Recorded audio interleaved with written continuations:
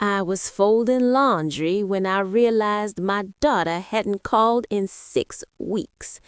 Not that I was counting, but when you live alone in a quiet house where the only sounds are the hum of the refrigerator and the tick of a wall clock, you notice the silence. You notice the absence of the phone ringing, of her voice saying, "Hi, Mom, just checking in." My name is Margaret Preston. I'm 67 years old, and I raised the most successful daughter in the world. At least, that's what people tell me. "Your Claire is doing so well," they say at the grocery store, at church, at the post office where I pick up my mail. They've seen the articles, the interviews, the photos of her in expensive suits standing in front of glass buildings with her name on them. Claire Preston, CEO, entrepreneur, self-made millionaire at 35. They congratulate me, tell me I must be so proud, and I smile, nod, say thank you. But what I don't tell them is this: I haven't seen my daughter in 2 years. It wasn't always like this. When Claire was little, we were everything to each other. It was just us. Her father left before she was born, didn't want the responsibility, didn't want to be tied down.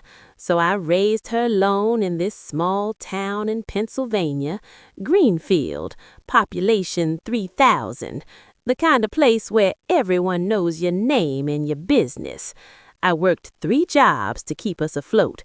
Clean houses in the morning, worked the register at the hardware store in the afternoon, waitressed at the diner on weekends. I didn't sleep much, didn't have time for hobbies or friends or a social life. My life was Claire, making sure she had what she needed, making sure she never felt the absence of her father, making sure she knew she was loved. I sewed her clothes when money was tight, baked her birthday cakes from scratch, helped her with homework at the kitchen table while I folded other people's laundry to make extra money.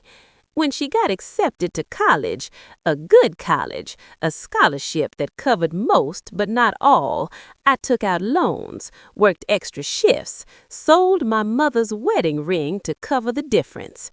Claire cried when I told her, said she didn't want me to sacrifice, but I told her what every mother tells her child: "You're not a sacrifice, you're my purpose."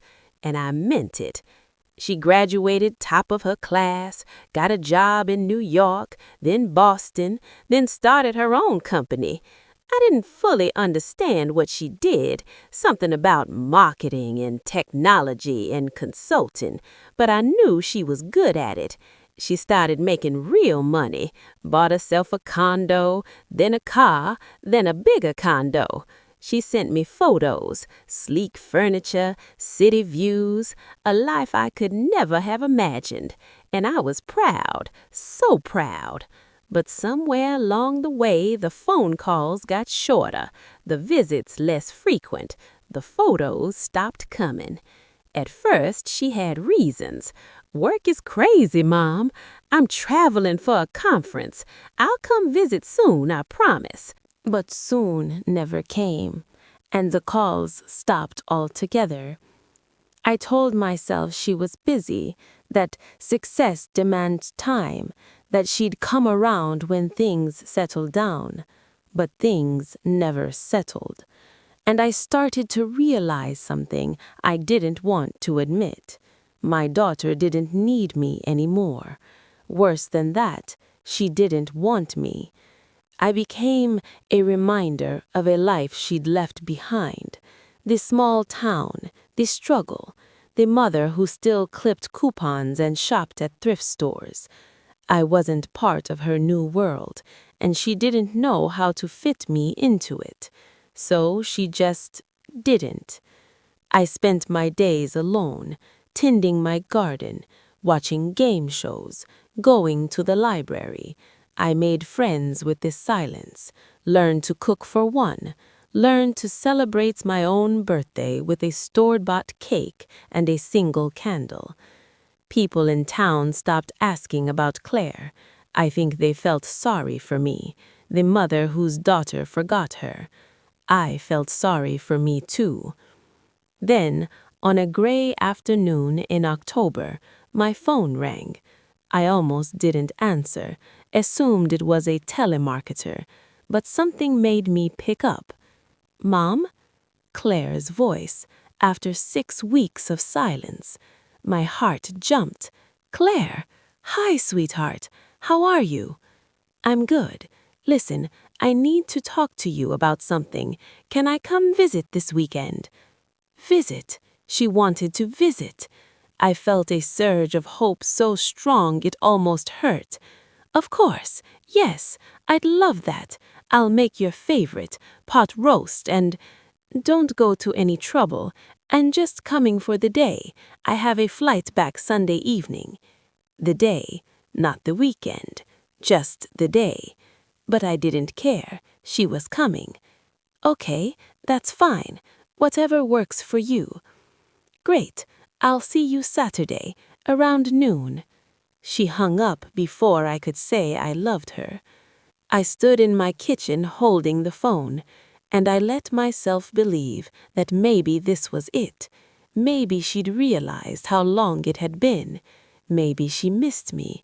Maybe we'd get our relationship back. I spent the next 3 days cleaning. Not that the house was dirty. When you live alone, there's not much mess to make. But I wanted everything perfect. I dusted, vacuumed, washed the windows, changed the sheets in her old bedroom, just in case she decided to stay. I went to the grocery store and bought ingredients for pot roast, her favorite dessert, apple pie, the good coffee she liked when she visited years ago. I even bought a new tablecloth. Saturday morning, I woke up at 6, too excited to sleep. I spent hours cooking, made everything from scratch, set the table with my mother's china. By 11:30, I was pacing, watching out the window for her car. She pulled up at 12:15 in a sleek black sedan, expensive, the kind of car that didn't belong on our street. I opened the door before she could knock. "Claire!" She looked different, thinner, her hair shorter, designer clothes, a handbag that probably cost more than my monthly mortgage. She smiled, but it didn't reach her eyes. "Hi, Mom." I hugged her. She hugged back, but it was stiff, polite, the kind of hug you give a distant relative at a funeral. Come in, come in. I made lunch. Are you hungry?" "I ate on the way." "Oh, well, I made pot roast, your favorite." "That's sweet, but I'm actually on a new diet. No red meat." I nodded, tried not to feel hurt. "I have salad, too, and pie for dessert." "Maybe later. Listen, Mom, can we sit down?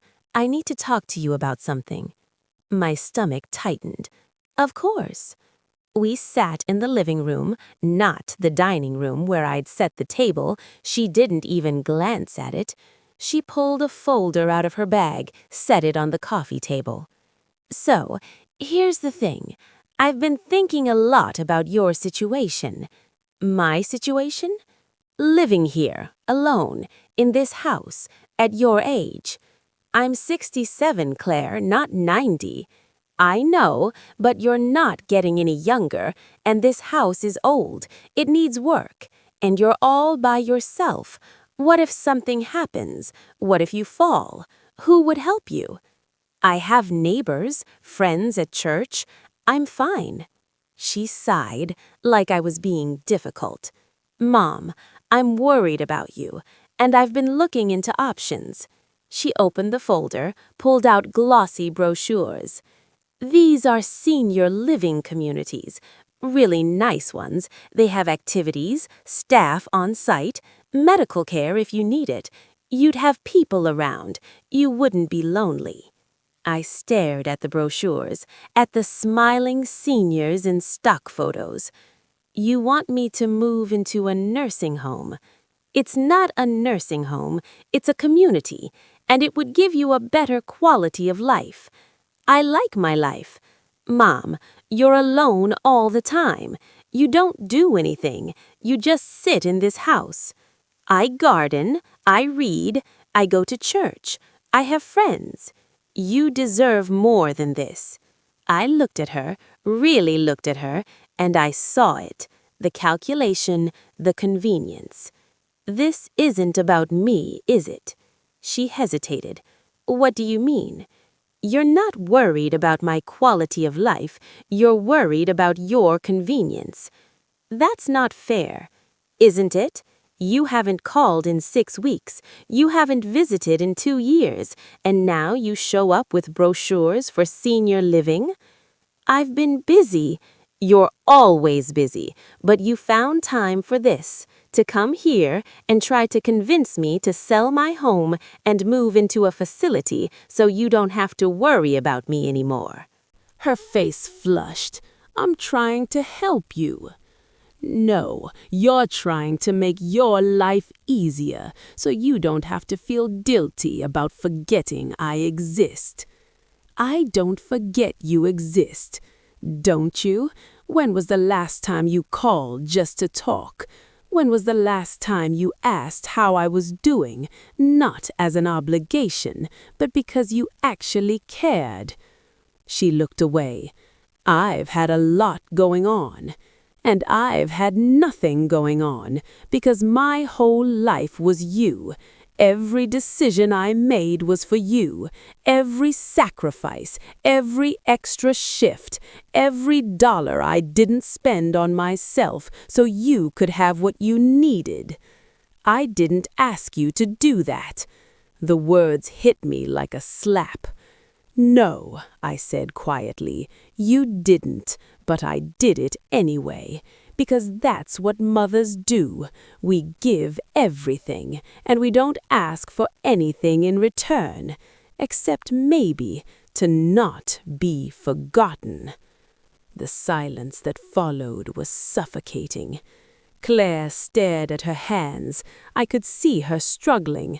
Part of her knew I was right, but the other part, the part that had built walls around her heart to survive in her cutthroat world, refused to admit it.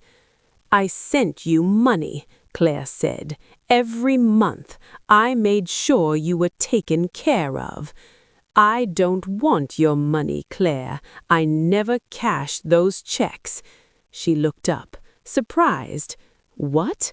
I put them in a drawer, all of them, because money isn't what I need from you. Then what do you need? I need my daughter, the one who used to call me every Sunday, the one who'd come home for Christmas and help me bake cookies, the one who'd sit with me on the porch and tell me about her dreams. I'm not that person anymore. I know. And that's what breaks my heart. Her eyes were wet, but she didn't cry. I don't think she knew how anymore. I built a life for myself, she said. I worked hard. I made something of myself. Isn't that what you wanted? I wanted you to be happy. I wanted you to be kind.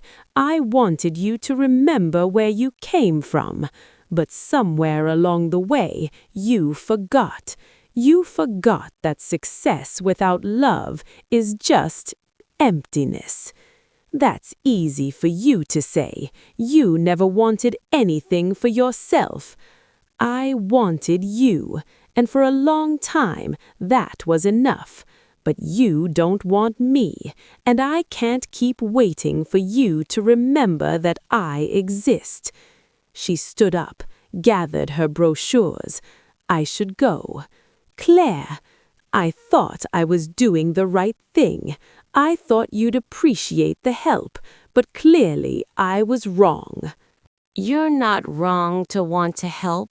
You're wrong to think this is help. Packing me away in a facility so you don't have to think about me isn't help. It's abandonment. She flinched. I'm not abandoning you. You already did. You just didn't want to admit it." She left without saying goodbye. I watched her car disappear down the street, and I sat on my porch and cried. Not because I was angry, but because I'd lost her. Not to death, not to distance, but to ambition, to success, to a version of herself that no longer had room for the people who'd loved her before she was important. That was 3 months ago. She hasn't called since. I donated the brochures to recycling, put her uncashed checks in a box, and mailed them back to her with a note. "I don't need your money. I needed you." I don't know if she read it, but I'm learning to let go. I joined a book club at the library, started volunteering at the community center, made new friends who actually call me, who invite me to lunch, who ask how I'm doing and mean it. I still love my daughter, I always will, but I'm learning that love doesn't mean holding on to people who've already let you go. And I'm learning that the life I built, the quiet one, the simple one, is enough, because I have something Claire will never have, no matter how much money she makes. I have peace, I have dignity, and I have myself. If you're listening to this and you have a mother who sacrificed for you, who worked extra shifts, who went without, who gave you everything, please call her.